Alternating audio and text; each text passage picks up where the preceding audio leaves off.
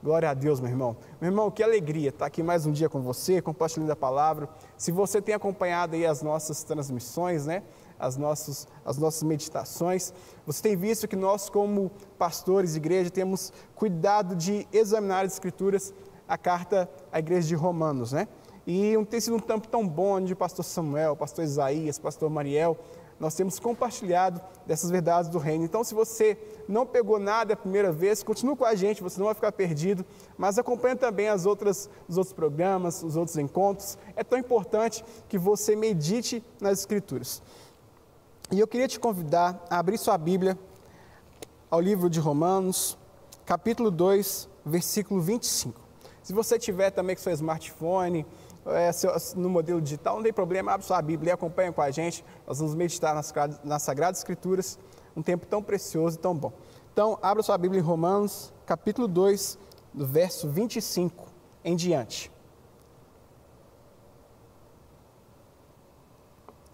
Nós vamos prosseguir, meu irmão, até o capítulo 3, o versículo de número 8. O tema da nossa meditação é uma falsa espiritualidade. E isso é tão importante, você vai perceber isso logo quando nós meditarmos aqui nas Escrituras. Então, Romanos capítulo 2, verso 25. Diz assim a palavra do Senhor: porque a circuncisão tem valor se praticares a lei. Se és, porém, transgressor da lei, a tua circuncisão já se tornou incircuncisão. Se, pois, a incircuncisão observa os preceitos da lei, não será ela, porventura, considerada como circuncisão? E se aquele que é incircunciso por natureza cumpre a lei, certamente ele te julgará a ti que, não obstante a letra e a circuncisão, és transgressor da lei. Porque não é judeu quem é o apenas exteriormente, nem é circuncisão a que é somente na carne. Porém, judeu é aquele que é interiormente, e a circuncisão a que é do coração, no espírito, não segundo a letra, e cujo louvor não procede dos homens, mas de Deus. Qual é, pois, a vantagem do judeu?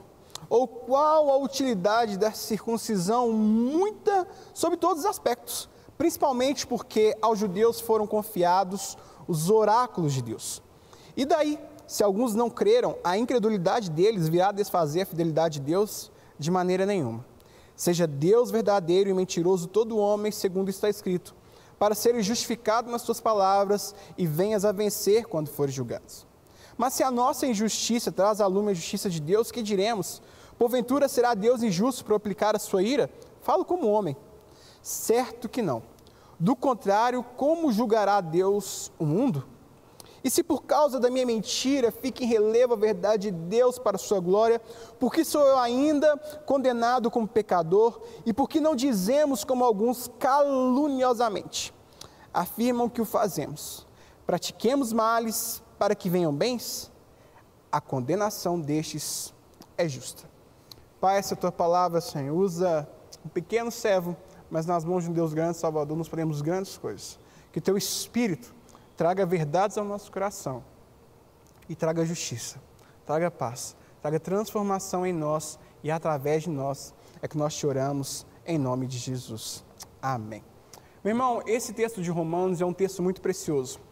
É muito interessante porque quando nós pegamos a carta aos Romanos, o apóstolo Paulo vai tratar alguns diversos assuntos, mas dentre estes, acho que os mais que tocam esse momento aqui são a questão da universalidade do pecado, a questão do juízo de Deus e da nova vida em Cristo Jesus. E é muito interessante que Paulo faz isso partindo de um exemplo dos judeus. Então ele começa a confrontar coisas dos quais os judeus usavam para se gabar de serem salvos, se gabar de terem uma vida melhor, acharem que são maiores que outros povos, outras tribos, porque eles se apoiavam em alguns símbolos que lhes foram propiciados. Então, por exemplo, o judeu, ele pega duas coisas aqui que Paulo vai de encontro a essas duas questões. Primeiro, de serem portadores da lei de Deus. E segundo, da circuncisão. Os judeus achavam que por essas coisas eles estavam com uma salvação garantida. Achavam que essas coisas os faziam melhores do que outros. e por causa disso agiam de maneira contrária à lei de Deus. E Paulo questiona isso dizendo, olha, essa lei é uma lei que não é aplicada somente por fala ou conceitual, é necessário que vocês vivam. Como vocês dizem que vivem a lei de Deus, se vocês falam para não furtar, mas continuam furtando, falam para não adulterar, mas continuam adulterando? E aí o apóstolo Paulo traz essa reflexão de confronto, de exposição daquilo que era necessário uma reflexão.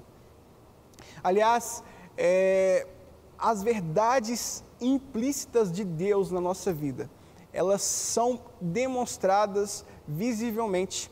É muito interessante porque, da mesma forma como os judeus se apoiavam na lei ou na circuncisão, eles se apoiavam em símbolos e sinais, algo que lhes foi entregue. Do mesmo jeito, é muito fácil com que eu e você também nos apoiemos em algumas situações. Podemos nos apoiar em sacramentos também, podemos nos apoiar no batismo, dizer, olha, fomos batizados, então podemos levar a vida de qualquer forma, do nosso gosto, de qualquer maneira, e por isso seremos salvos, porque já fomos batizados. Não, de forma alguma. Se fomos batizados, somos batizados confessando a nossa fé publicamente, e a partir disso demonstrar o nosso testemunho. E o apóstolo Paulo mostra isso de uma forma muito clara, dizendo, olha, todos pecaram, todos precisam de Deus, e vocês estão se apoiando em coisas que não vão salvar vocês.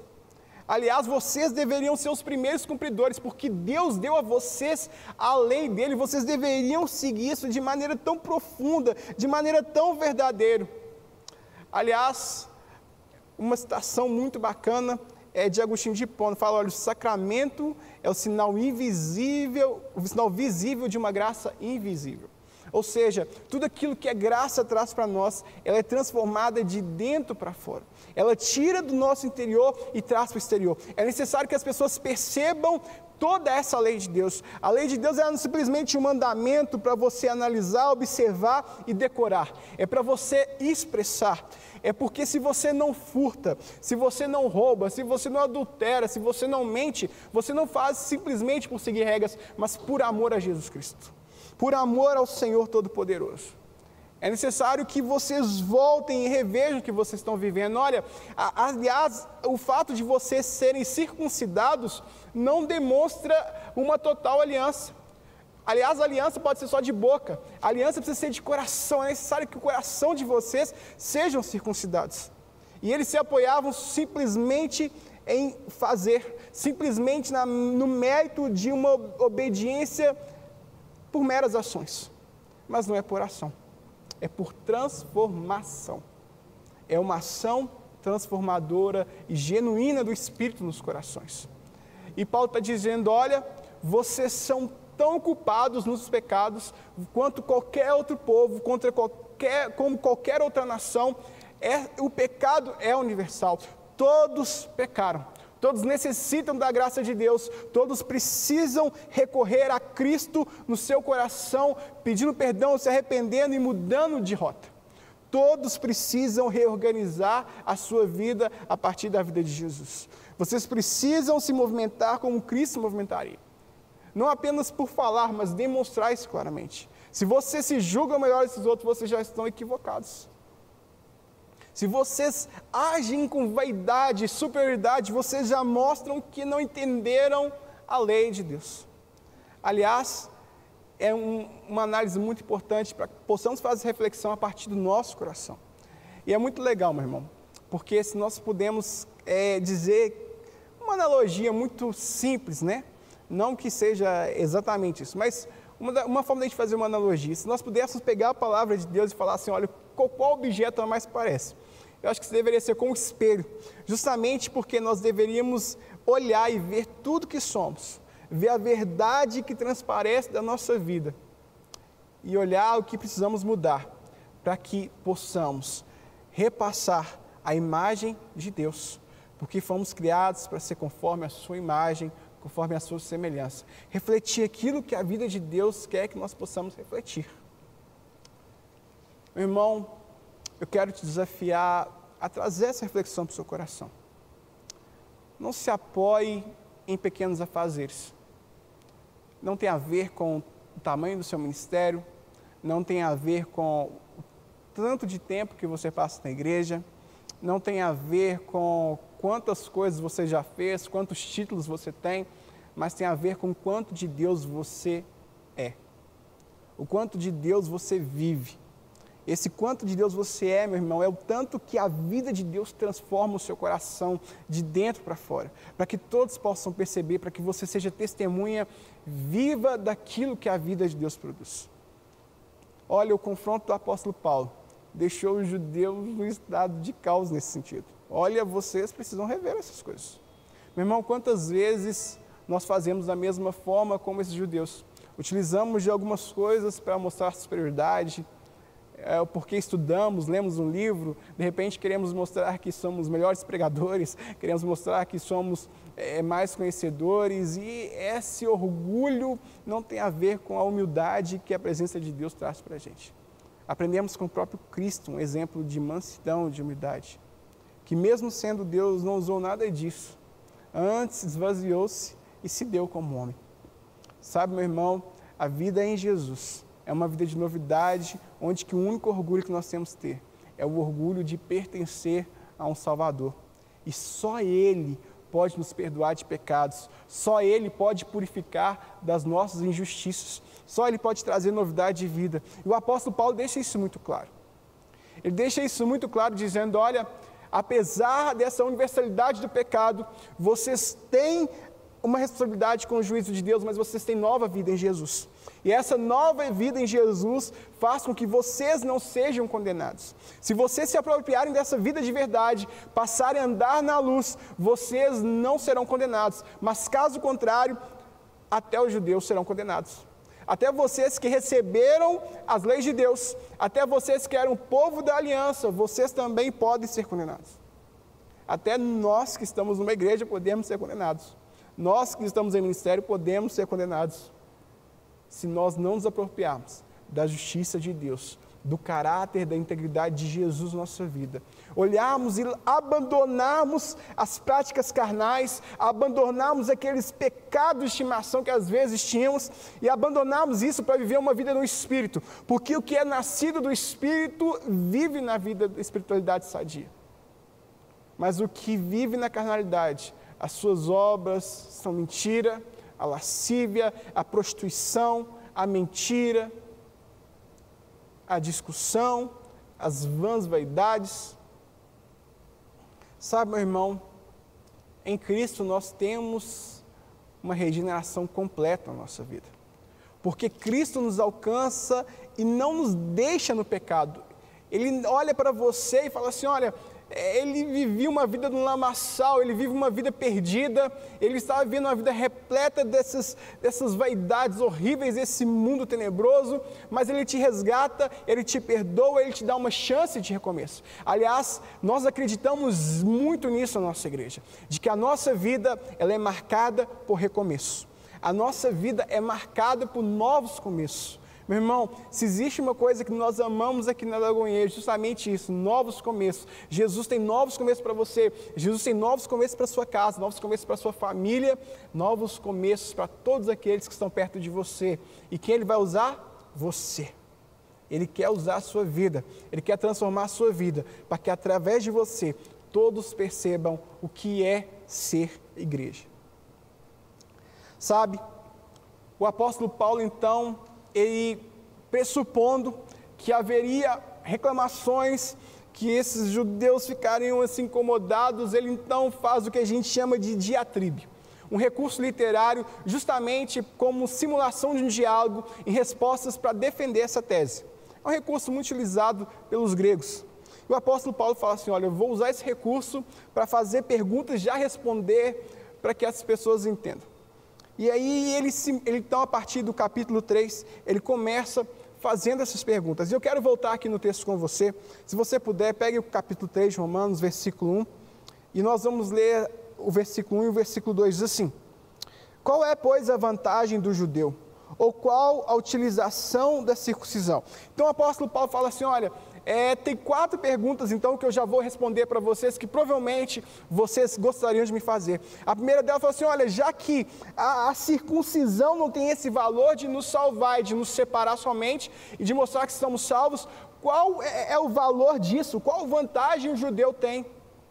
E o apóstolo Paulo diz: muitos, sobre todos os aspectos, principalmente porque aos judeus foram confiados os oráculos de Deus. Sabe, meu irmão, entre tantas nações que Deus poderia ter escolhido, Deus escolheu justo esse povo para dar sua aliança, dar os seus mandamentos, mas receber esses mandamentos implica também uma responsabilidade de praticá-los, sabe? O fato de termos mandamentos não nos torna irresponsáveis, nos torna responsáveis. É pegar tudo isso que o Senhor nos deu e viver. Olha, não é só não adorar imagens, mas é também não adorar a minha própria imagem, não fazer uma auto-idolatria, não é idolatrar nada, não só como imagem de escultura, mas nada tomar o lugar de Deus. É para que Deus seja o primeiro. Ou seja, todos os mandamentos que o Senhor nos deu, tudo aquilo que Ele passou para o povo judeu era uma responsabilidade agora de jornada. Ou seja, se eles receberam a lei de Deus, receberam como Deus gostaria que esse povo vivesse, agora é hora de colocar em prática. É hora de experimentar essa relação genuína que Deus quis para o seu povo. Ou seja, precisamos aplicar. Meu irmão, não tem a ver com tanto de Bíblia que você decorou. Tem a ver com tanto de Bíblia que você vive. Tem a ver com tanto de Bíblia que faz diferença na sua jornada. Sabe, talvez você lê 500 capítulos da Bíblia todo ano. Você releu a Bíblia, mas na hora de aplicar, está tão distante o testemunho. E Paulo está falando, olha, vocês receberam tanta graça de Deus. Vocês foram escolhidos para receber isso, para repassar. Mas não é só ensinar, é ensinar e viver. Um professor, ele precisa saber pela experimentação também, meu irmão. Não é só falar, é viver. Fala assim, olha, vocês querem ensinar, mas não vivem. Mas a vida de vocês tem que respaldar. E Paulo fala, que graça vocês receberam. Continuem nisso, vivam nisso, maneira vivida, bem experimentada, com uma raiz tão profunda no Evangelho. Viva isso de maneira genuína. E essa é a primeira pergunta que Paulo responde. E Paulo então fala assim, olha, tem uma segunda pergunta. E ele vai passar para o versículo 3, versículo 4. Diz assim, e daí, se alguns não creram, a incredulidade deles virá desfazer a fidelidade de Deus? De maneira nenhuma. Seja Deus verdadeiro e mentiroso todo homem, segundo está escrito, para seres justificados nas suas palavras e venha vencer quando fores julgados. Indiretamente a pergunta que eles fazem é, e se o povo for infiel, logo Deus é infiel? E Paulo fala, não, se isso acontecer, o homem é mentiroso, mas Deus é justo. E Deus é justo, justiça e juízo em si mesmo. E por isso ele age com santidade, ele age com o que é verdadeiro, ele age com aquilo que ele determinou. Ou seja, a resposta dos homens não muda os propósitos de Deus. A resposta que os homens dão, ou como eles agem, não muda o propósito eterno de Deus. Deus é um Deus eterno e que tem para si todo um propósito. E Ele determina, Ele governa com justiça e Ele executa com justiça. Por isso Ele executa com juízo, por isso que quando estamos nele, vivemos a vida com Ele. É impossível ter os seus desígnios, impossível ter os seus preceitos e viver de maneira irresponsável. Por isso que eles não poderiam viver de maneira irresponsável com o que receberam da parte de Deus. Já tinham visto tantos milagres, tantos feitos da parte de Deus, as histórias dos seus povos, a história das nações, das tribos, aquilo que Deus já tinha feito com seus pais, desde Abraão, desde Isaac, desde Jacó, deveria permanecer. O relacionamento com o Eterno deveria permanecer. E não permanecer de qualquer forma, mas permanecer em justiça, andando em verdade, andando em obediência. Meu irmão, se existe uma palavra para o cristão, é viver uma vida de obediência, e não uma falsa espiritualidade. Paulo ainda faz aqui uma terceira aplicação, dizendo, olha, se você quer acompanhar, versículos 5 e 6. Mas se a nossa injustiça traz à lume a justiça de Deus, que diremos? Porventura será Deus injusto por aplicar a sua ira? Falo como homem, certo que não. Do contrário, como julgará Deus o mundo? Ou seja, Deus é injusto por aplicar a sua ira? De maneira alguma. Não, Deus não é injusto por aplicar a sua ira. Deus, Ele é santo e requer santidade. Então tudo aquilo que é contrário à santidade de Deus, ela é condenada. Mas Deus não veio para condenar o homem, Deus veio para salvar o homem. Mas aquele que vive fora dessa vida que Deus disponibilizou para o homem, ele já está condenado. Como o pastor Meriel colocou aqui no programa anterior, olha, vocês estão condenados se não crerem em Cristo. Deus não vai mandar as pessoas para o inferno, elas já estão dentro do inferno, elas já estão condenadas, elas já foram destinadas a um sofrimento eterno, se não se posicionarem na nova vida em Cristo Jesus. Se vocês não estiverem em Cristo Jesus, vocês já estão condenados, vocês vão viver o sofrimento eterno. Aliás, qualquer um está disposto a isso, se não endireitar a sua vida em Jesus. E o apóstolo Paulo traz isso muito claro, olha, Deus é justo juiz. Ele tem o juízo nas suas mãos. Mas Ele tem uma nova vida proposta, apesar de todo o pecado que nos assedia. E no versículo 7 e 8, então, ele conclui dizendo assim, como uma última pergunta dessa diatribe.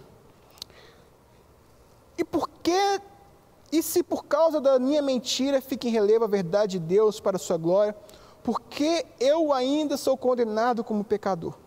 E por que não dizemos, como alguns caluniosamente afirmam que fazemos? Praticamos males para que venham bens, a condenação deles é justa.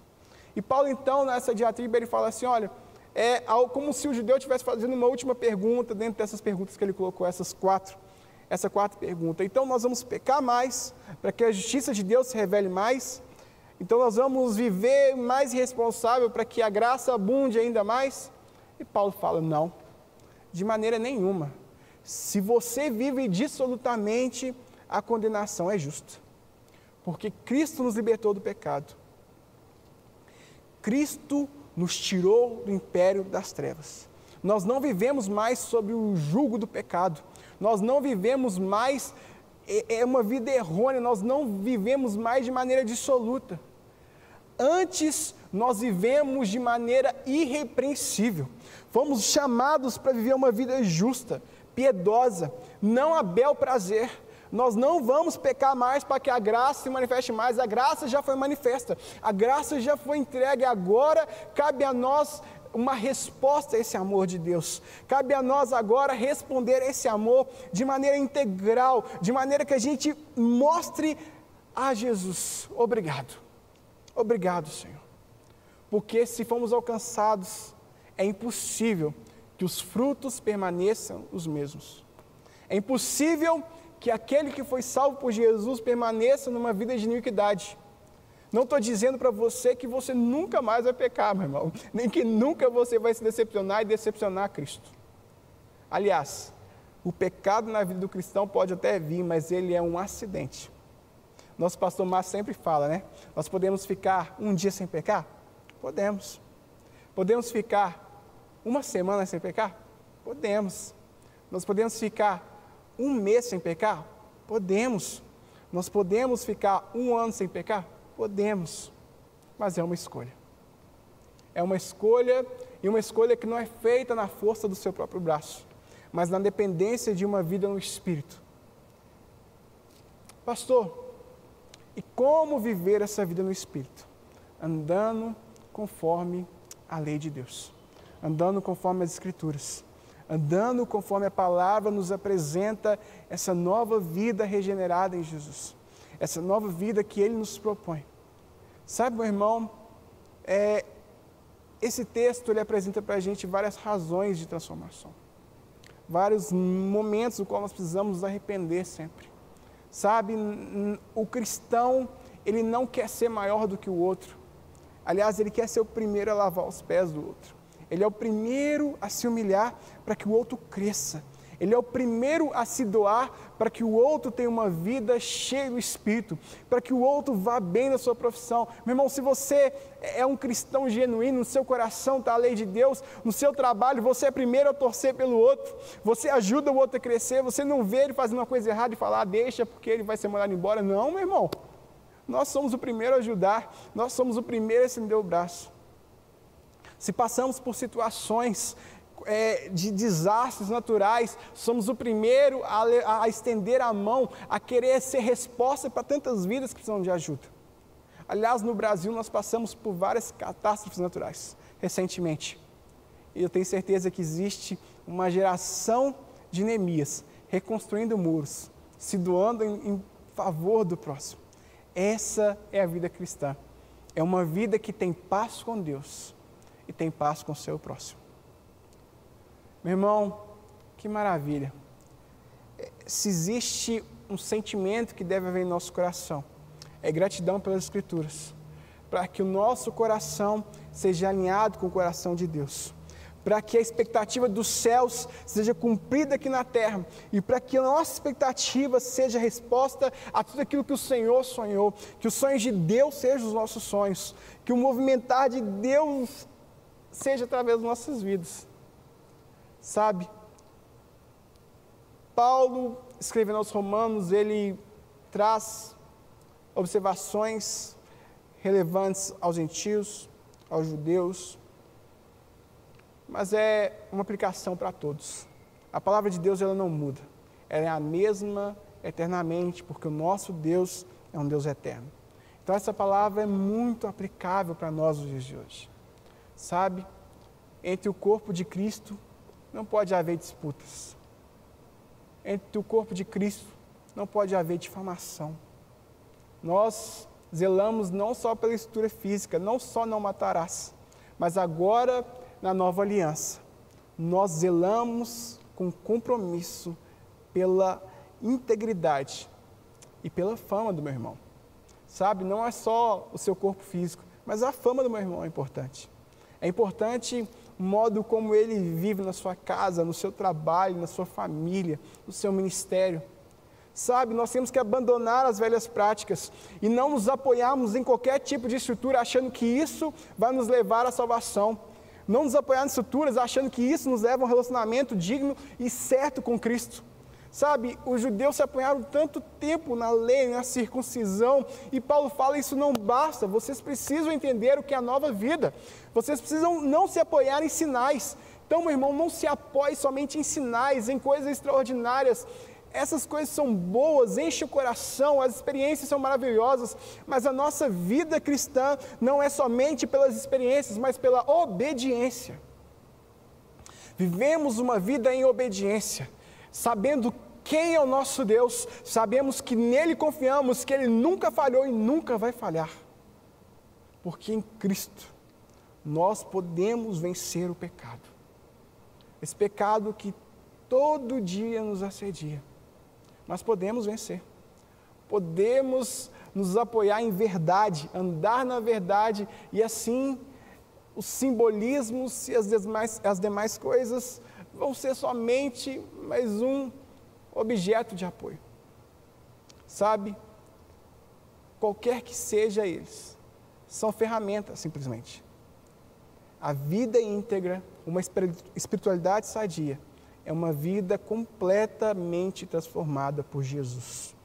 É uma vida cujo interior, as raízes todas são alcançadas. Sabe, é um tempo de viver uma espiritualidade sadia, e não uma falsa espiritualidade. É nesse quesito da falsa espiritualidade que entra a religiosidade.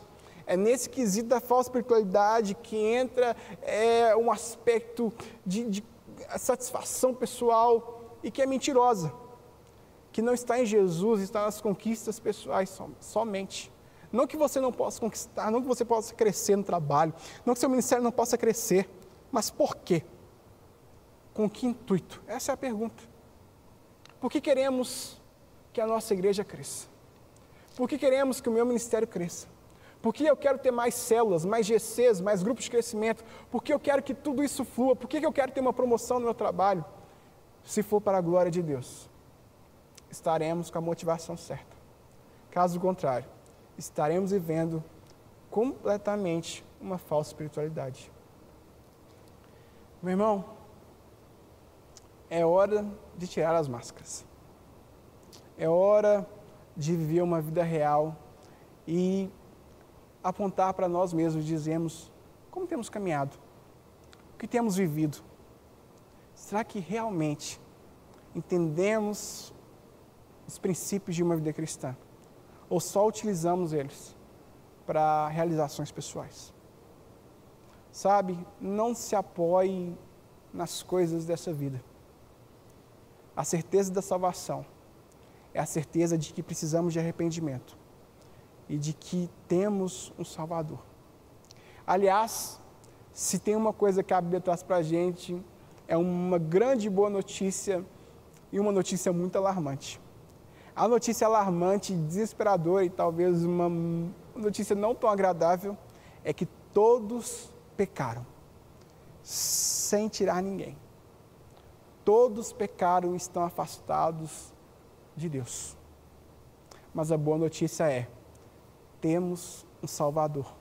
O seu nome é Jesus. Ele é a ponte que nos liga novamente a Deus. Ele gera para nós paz com Deus.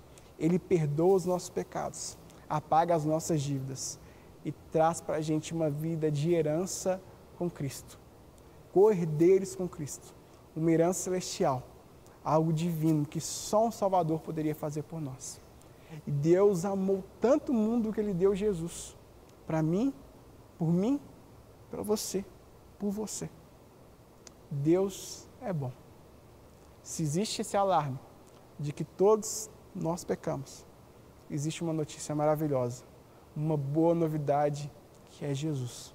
Ele transforma as nossas vidas. Meu irmão, estamos chegando ao final de uma meditação, mas eu quero, nesse momento, que você sonde seu coração e que você possa pedir a Deus, falar: Senhor, o que está aqui dentro? Será que eu vivo uma falsa espiritualidade? Na verdade, às vezes você é até uma pessoa antiga na igreja, que viveu tantos ministérios, e tanto tempo, conhece tantas pessoas, tantos departamentos, mas uma vida monótona, uma vida sem cor, sem o brilho de Jesus. E o que tem arrasado o seu coração é as armadilhas da comparação, as armadilhas da raiva, as armadilhas do ciúme, das discussões, das vaidades. E quando você vê, seu coração está todo dominado, a ponto de explodir, e você já não acha que as reuniões são as mesmas, você acha que os louvores já não são as mesmas, e é porque ainda está muito ferido lá dentro. Precisa de Jesus alcançando e transformando, para que a glória, a graça te envolva, e você perceba que você precisa de uma cura. Você precisava de ser curado, você precisava de confiar e entregar tudo ao Salvador. E aí você vai perceber que a presença de Deus nunca se foi, que a glória nunca se foi, e que a casa sempre esteve cheia da presença gloriosa do Senhor. Para isso, eu quero te convidar a fazer uma oração. E aí onde você estiver, se possível, feche seus olhos, se você não puder, com os olhos abertos também. Eu queria que você orasse junto comigo, crendo de que se nós confessarmos nossos pecados, Ele é fiel e justo para nos perdoar de toda injustiça e fazer coisas novas na nossa vida. Para que você viva o novo de Deus, você precisa abandonar o passado. Para que você viva uma espiritualidade sadia, você precisa abandonar as coisas que elevam o eu para agradar somente a Deus agora.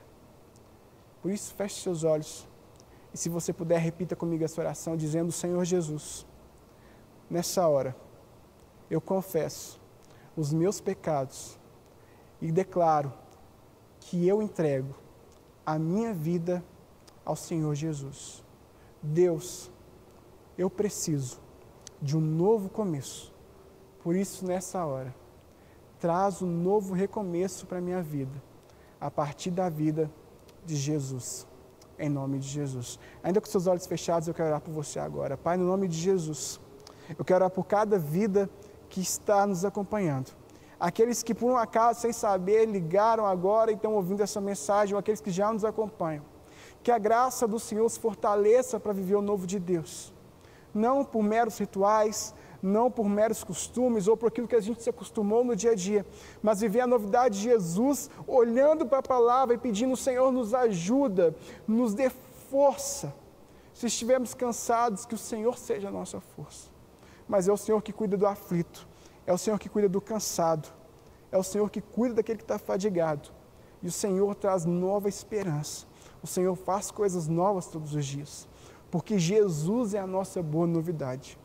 Pai, que cada um que esteja aí orando conosco agora, que eles sejam alcançados por poder de Deus, de uma maneira que nunca experimentaram antes, mas a partir daquilo que o Senhor já determinou para cada um de uma forma tão especial. E nós, como igreja, nós abençoamos em nome do Pai, do Filho e do Espírito Santo de Deus.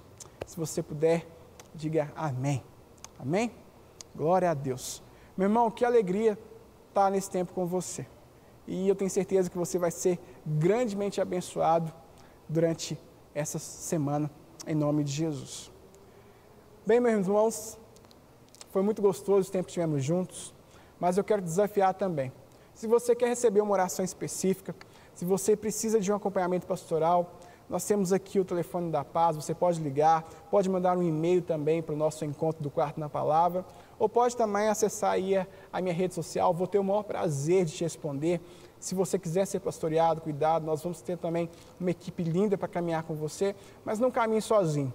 Sozinho você não vai conseguir.